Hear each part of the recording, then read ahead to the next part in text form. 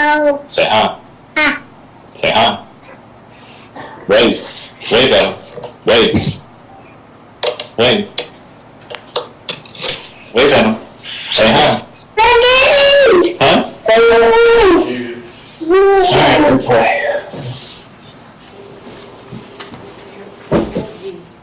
There will be 2 resolutions to sign on the third reading. Right. You want to have the cabinet? Go ahead.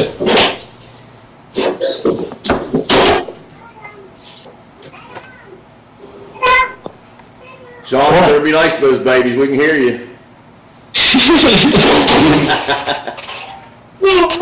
Are you hiding? Hiding. You want to come say hi? Come say hi. Come say hi. Come here.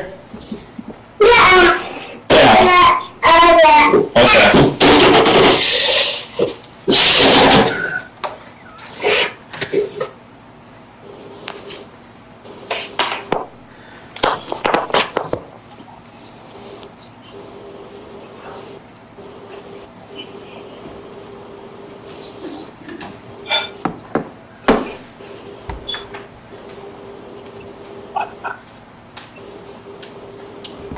Okay, everybody, it is 7:30, so I'm going to call the meeting to order. If you call the roll, please, Trina.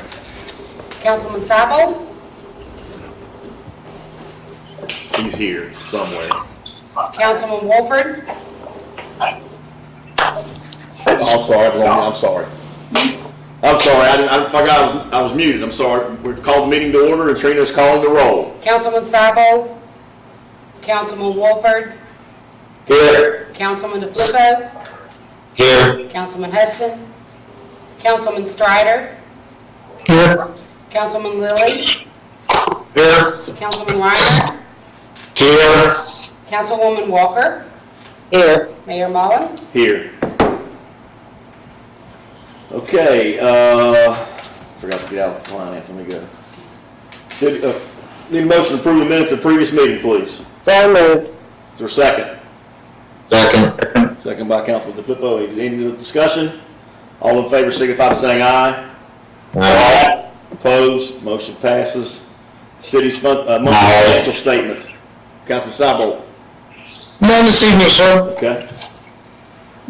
Petitions, communications, and public hearings. Item A, if you'd read this very well deserved and very over, too much time went by. We should have done this a long time ago, but go ahead and read this resolution, please. Overdue is what I was trying to say. A resolution to recognize Lieutenant Darwin Keith Gus Kyle, Medal of Honor recipient, and to petition the West Virginia Legislature to name the new Jefferson Road Bridge in his honor. Is there a motion to approve this resolution? Is there a second? Second. Rick, kudos for you for bringing this to my attention, and you don't mind, maybe some of these folks need to have just a brief little history of this. Well, Lieutenant Kyle lived in South Charleston. He served in World War II. He won the Silver and Bronze Star in World War II for actions in Germany and France.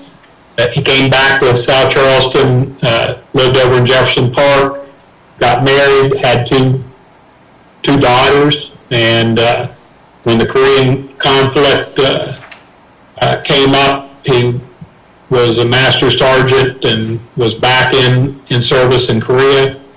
And on Christmas Eve of 50,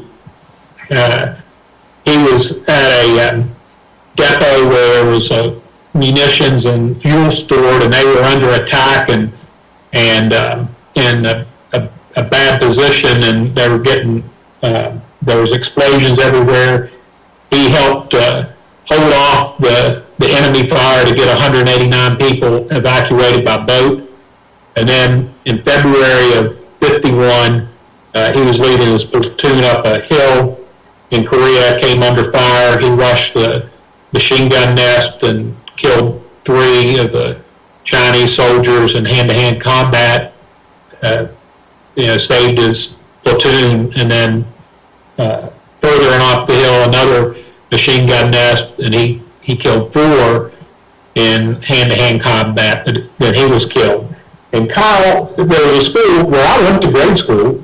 It's where the state police IT department is now, beside the community center. That was Kyle Elementary. It closed in '73, but I went there. I never knew the story of Lieutenant Kyle, and South Charleston to have 2 Medal of Honor winners, Herbert J. Thomas, and then Lieutenant Kyle. So, since, and there was a base in Korea named after Lieutenant Kyle, but they've closed that base also. And his daughter, one daughter is still alive. She lives in Las Vegas. I have tried to reach out to her. I haven't been able to yet, but Bill Walton was a friend of the daughter's when he was growing up, and he mentioned to me, he said, we should name something for him. And I started thinking, I said, well, heck, the school was there, he lived in Jefferson Park, and the bridge, that's going to be a very significant bridge, and of course the legislature has to be the one to do that, but the mayor's talked to Doug Scaff and to shoot, I can't think of it. We just talked to him up there. Andrew's not available. Larry Pack. Larry Pack. Yeah. And they both said that, they thought it was proper, so that's the story. I appreciate you sharing that with us, Rick. And again, I appreciate you bringing it to our attention. It's well-deserved and well and overdue. So, and it's to name that flyover at Jefferson after him is a great thing for us to do. So, anyway, resolution has been the motion and second to approve. Is there any other discussion? Please, all in favor, signify by saying aye. Aye. Opposed? Resolution is approved. Thank you all very much. Item B, if you'd read the resolution, please, Trina. A resolution to authorize a lease by the city of parcels owned by the Herbert J. Thomas Memorial Hospital Association. Let's get this on the floor and I'll explain to you why we're going down this alley. So we have a motion to approve. Take a picture. So moved. Is there, thank you, Mark. Is there a second? Second. Second by Councilman Ryan. What we're doing here, folks, is you all familiar with the old Haddad's building in particular. But first of all, Spring Hill, as most of you know, the biggest challenge we have in Spring Hill for our business community is off-street parking. I mean, that's a no-brainer. And we've been trying to address that issue for years now. We've made some headway, not enough, but we've made some. And so we had a new business go in the old Haddad's building, which the Haddad's building is probably one of the largest buildings on those 2 blocks in Spring Hill. We all of us growing up know it as the Haddad's building. But so there's a doctor that bought that building, and he's got his medical practice going on there now. And there's another tenant in there too. I can't remember who it is now. But there's still 6,000 square feet left, and we have another medical facility interested to go in there as well. The concern is parking, and we've got a lot on Kentucky Street that we're going to develop that we bought years ago. It's a small lot. I don't know how many cars we'll have on it, but it won't be too many. It'd be no more than 20, I wouldn't think. It's probably less than 20. There is a vacant lot that Thomas Hospital owns. It's on Ford Street, right? It kind of almost a catty corner across the street from Haddad's, and it's been vacant and blocked off and not being used, and hadn't been used for a while. So I called Dan Lawford. I said, Dan, just like we do at the Nazarene Church and some other areas, how about partnering with the city and let's offer free off-street parking. And that lot probably holds 70 or 75 or 80 cars, does it not, Gerald? Something like that? Pretty big lot. So you see the agreement. The agreement is let's make it free public parking provided by the city of South Charleston and Thomas Hospital, and then we'll take over the maintenance of that parking lot in payment for the use of it for the general public. So that's the deal. That's why we put it out there. And by the way, once the business that was going to go in Haddad's found out that we were going to attempt to do this, they're ready to go. They were concerned. There was back and forth whether they were going to go there or not. Once we do this, it's a go. They're going to come see us. I think they had 20 or 25 employees. something like that. That's great. So that's the story behind this, folks. If you have any questions or comments, I'll be happy to answer them. Okay, we have a motion and a second to approve this resolution. All in favor, signify by saying aye. Aye. Opposed? Motion passed, or resolution passes. Thank you all. Consideration of any bids, Councilman Sabo. Nothing this evening, sir. Okay, department heads, report of department heads. Anybody? Sean's babysitting. Okay, council members, got any questions or comments for department heads, anybody? I just want to thank Steve publicly. I had an issue in my neighborhood with a lady who was in a little bit of distress that we've dealt with in the past, and Steve was kind of like a superhero. He kind of does this kind of stuff and never talks about it, but he went on my request and checked on her, and she has since been taken care of, been taken to the hospital. I think her home situation is a little bit better. And I just want to say thanks, Steve, for going above and beyond. When I called you, I really appreciate that. Thanks, Kathleen. And Hannah shared one with me today on our grant program. Apparently there's one of our recipients is a lady in her 80s that has a quilt business.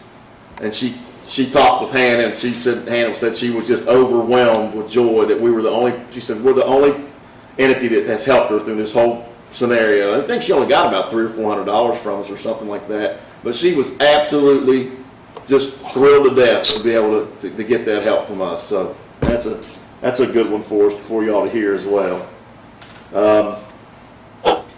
Okay, anybody else have anything?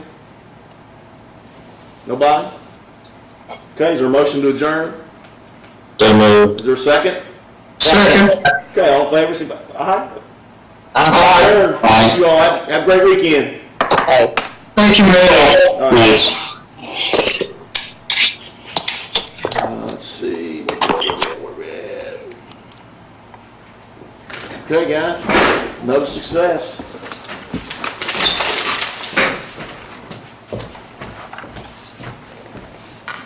Kevin, ever since that public hearing, when we did Facebook, I know we're not doing Facebook anymore, when that public hearing, but the meetings have been flawless, and we haven't had any, I hate for you to come out, you waste your time coming out. First time you didn't come, though, it'd fall down. Exactly. First time I didn't come, nothing would work. That'd be your most